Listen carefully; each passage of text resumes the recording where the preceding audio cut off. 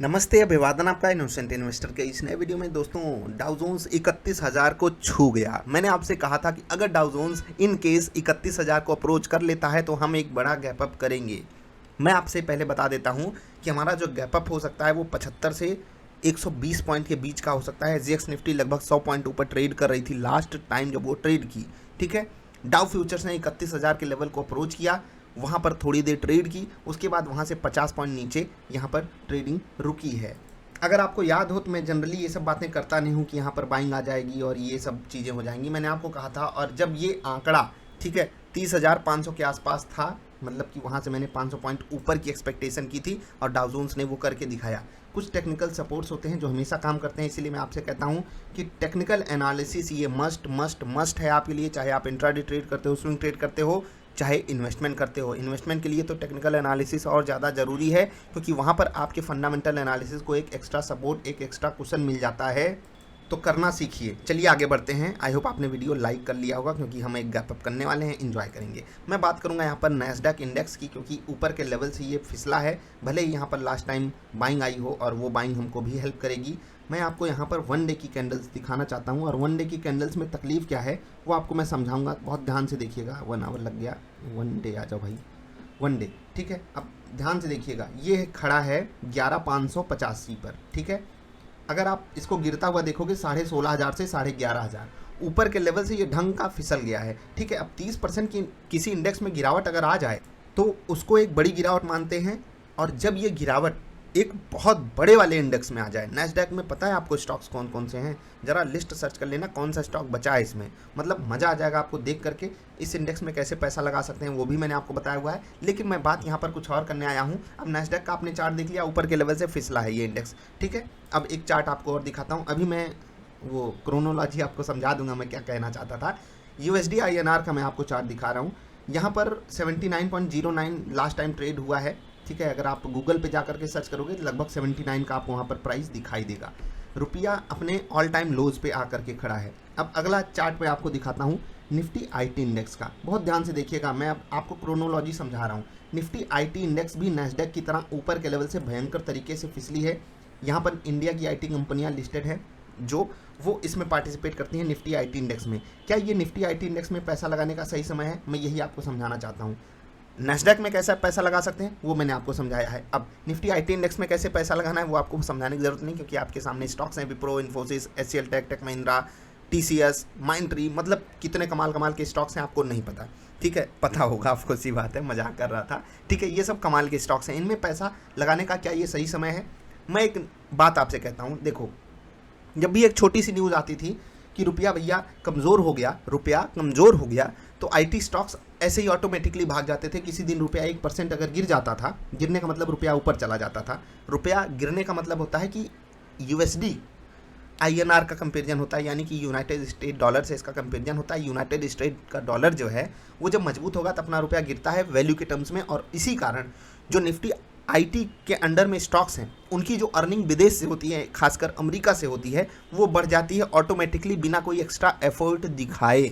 इसी कारण वो स्टॉक्स ऊपर जाते हैं। ये एक मतलब रियलिटी में भी ये हेल्प करता है स्टॉक्स को, ऑफकोर्स सी बात है, क्योंकि वो जो डॉलर में कमाई करते हैं ना, वो काफ़ी बड़ा फ़ायदा दे देता है, और ये साइकोलॉजिकली भी काफ़ी सपोर्ट कर जाता है स्टॉक्स को। तो क्या रुपया गिर रहा है तो IT स्टॉक्स पे हमारी नज़र होनी चाहिए? मैं आपसे कहूँगा बिल्कुल होनी चाहिए, क्योंकि 27,000 के आसपास एक बड़ा सपोर्ट अवेलेबल है साइकोलॉजिकली। प्लस 27,000 के ऊपर लगभग 350 पॉइंट ऊपर, यानी कि 27,350 के आसपास टेक्निकली भी बहुत बड़ा सपोर्ट अवेलेबल है। हम 28,000 पे खड़े हैं निफ्टी IT इंडेक्स, और बहुत सारे IT स्टॉक्स हैं जो आपको सही अपॉर्चुनिटी दे सकते हैं स्विंग ट्रेड करने की। मैं इन्वेस्टमेंट की बात तो अभी यहाँ पर करूँगा नहीं, जिनको करना है वो कर भी सकते हैं, क्योंकि ऊपर से अगर इंडेक्स ही यार 25, 30, 35% गिर जाएगा तो स्टॉक्स भी 25, 30, 40% तो गिरे ही होंगे ना, और 20% तो बहुत सारे स्टॉक्स हैं जो आराम से फिसल के मिल रहे हैं आपको।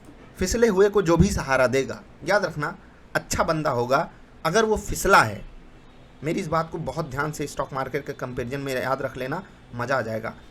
अगर कोई अच्छा बंदा है और वो फिसला है और आपने उसकी मदद कर दी, तो वो आपका एहसान ज़िंदगी भर नहीं भूलता है। स्टॉक्स के बारे में मैं ये बात कह रहा हूँ, और बहुत सीरियस होकर के ये बात कह रहा हूँ, भूलना मत। जो इतनी देर मैं क्रोनोलॉजी समझाने की बात कर रहा था वो ये समझा रहा था कि नैस्डैक इंडेक्स गिरा है, इस कारण निफ्टी IT इंडेक्स गिरा है।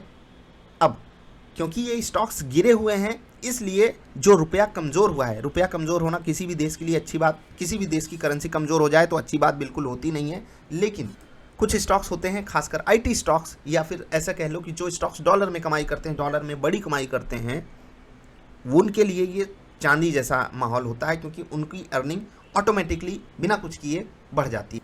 प्लस आईटी स्टॉक्स का जो मैनेजमेंट है पिछले 2, 3, 4 क्वार्टर्स में काफ़ी अच्छी कमेंट्री करके गया है। ऐसा नहीं कि वो स्टॉक परफॉर्मेंस की बात कर रहे थे, वो रियल बिजनेस की परफॉर्मेंस की बात कर रहे थे, और वहाँ पर आपको इम्प्रूवमेंट देखने को मिल सकता है। और अगर ऐसा कुछ हुआ तो जो रिजल्ट आने वाला है, याद रखिएगा रिजल्ट का सीजन चालू होने वाला है, और वहाँ पर आईटी स्टॉक्स आपकी मौज करा सकते हैं। तो आईटी स्टॉक्स पे आपका पूरा फोकस होना चाहिए, फोकस ही नहीं, आपकी पूरी नज़र होनी चाहिए, जिसको आप पैनी नज़र बोलते हो, ठीक है। तो ये डेटा थोड़ा सा ध्यान में रखना। सिंगापुर वाली निफ्टी 100 पॉइंट ऊपर ट्रेड कर रही है, शुभकामनाएं आप सभी को। वीडियो आपने लाइक नहीं किया है तो क्या ही कहें। एक डेटा मैंने डिस्कस करना चाहा है आपसे, इस डेटा के बारे में मैंने पिछले वीडियो में बात की है, आप भी थोड़ा सा इस डेटा को स्टडी करिएगा। 1 करोड़ लोग भी नहीं हैं, ठीक है। ये लाइन मैंने गलत खींच दी, सीधी लाइन अगर यहाँ से आप खींचोगे ना, आजा भैया यार, सीधी लाइन भी खींचना नहीं आ रहा है, ये 1 करोड़ से थोड़ा सा नीचे आ रहा है, ठीक है। यहाँ है यार सीधी लाइन में, तो क्या कर रहा हूँ, यो सीधी दिख रही है, आई होप मैंने सीधी लाइन खींची है, ये है सीधी, ये सीधी है, ठीक है।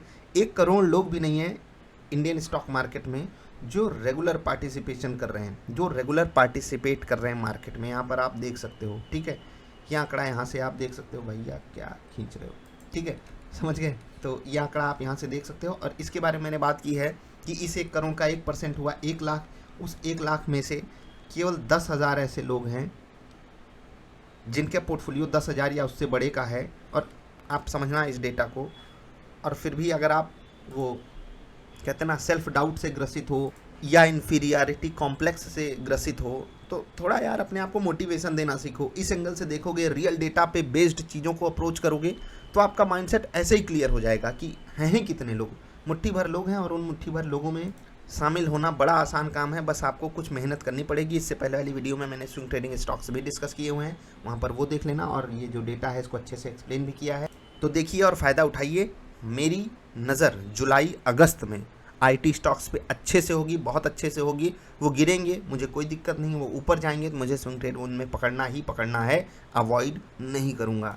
दूसरी सबसे पैनी नज़र होगी बैंकिंग स्टॉक्स पे, क्योंकि आरबीआई की फाइनेंशियल स्टेबिलिटी रिपोर्ट से ये जो डेटा है, इसके अलावा भी आरबीआई ने बहुत इंपॉर्टेंट बहुत बेहतरीन डेटा वहाँ पर शेयर किए हैं, खासकर बैंक्स के एसेट क्वालिटी को लेकर के, तो वो भी डेटा स्टडी करने लायक है। मैं कर रहा हूँ, जो भी आउटपुट देना होगा मैं आपको वीडियो के माध्यम से दूंगा कल।